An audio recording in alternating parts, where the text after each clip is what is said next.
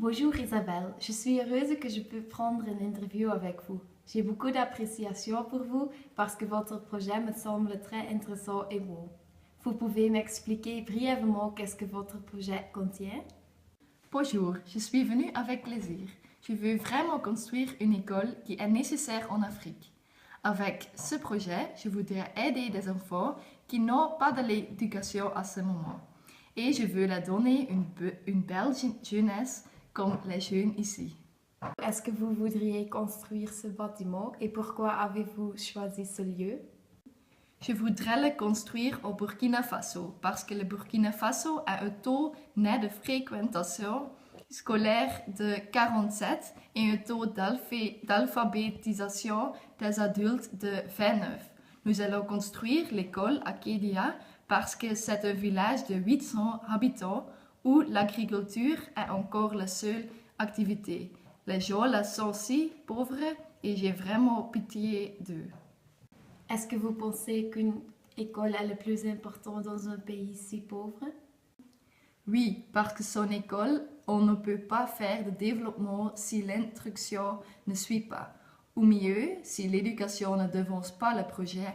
Avec mon propre sujet, je veux donner une belle éducation aux jeunes qui le méritent. Qu'est-ce que votre projet de cette école inclut?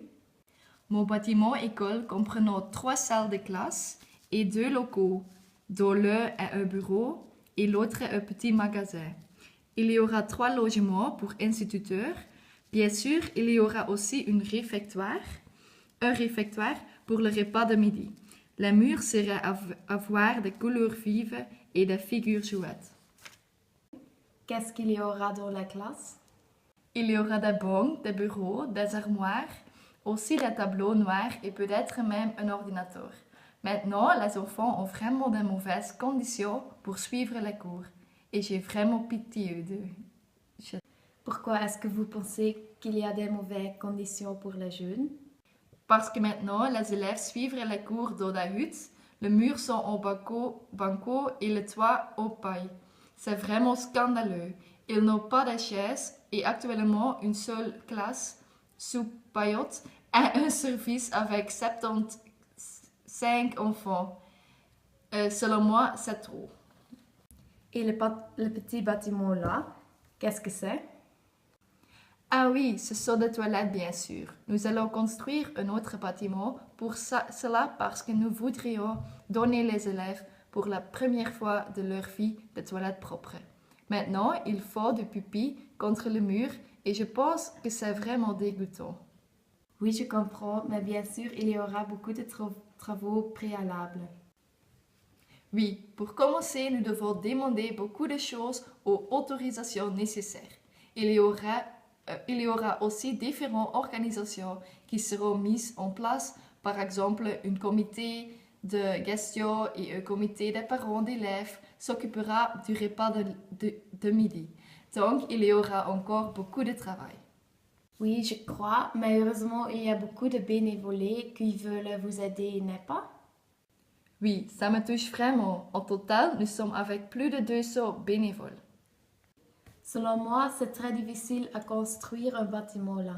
Tu n'as pas de l'eau et beaucoup de matériaux. Oui, c'est vrai. Premièrement, nous voudrions construire le bâtiment de l'école et en utilisant une technique de construction de toit en terre. Mais suite à des difficultés techniques, cette technique de construction avait un arrêt temporaire. Mais est-ce que vous avez déjà un autre plan? Oui, le bâtiment école sera réalisé selon la technique de construction classique, mur en briques et toit en tôle.